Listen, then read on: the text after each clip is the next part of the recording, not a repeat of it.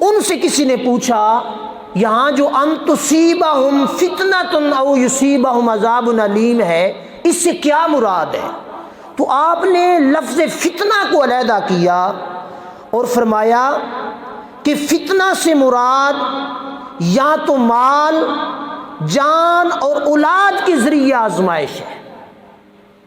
قرآن مجید میں ایک مقام پر رب نے فرمایا انما اموالکم واولادکم فتنہ، تمہارے مال اور تمہاری اولاد فتنہ ہے۔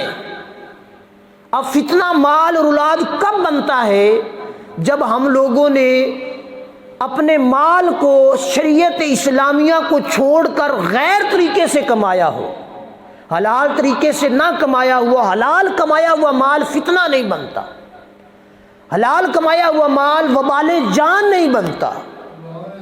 اور اولاد جب ہم لوگ ان کو شریعت سے ہٹا کر، دین سے ہٹا کر، اقام اللہ اور اقام الرسول کو چھڑا کر دنیاوی منفعت میں لگا دیتے ہیں تو پھر اولاد فتنہ بن جاتی ہے۔ جاہ منصب کے لیے کئی خبریں آپ احباب ٹی وی پہ، اخبارات میں پڑھتے اور سنتے رہتے ہیں کہ باپ نے بیٹے کو قتل کر دیا، بیٹے نے باپ کو، چچا کو، اپنے عزیز و اقارب کو قتل کر دیا۔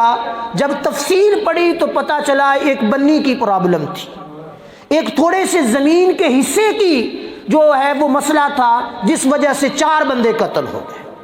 تو یہاں عزیز الدین بن سلام رحمۃ اللہ تعالی علیہ فرماتے ہیں کہ فتنہ سے مراد مال، اولاد، اور یہ آزمائش بن کے جب سامنے آ جاتا ہے تو پھر یہ فتنہ قرار پاتا ہے۔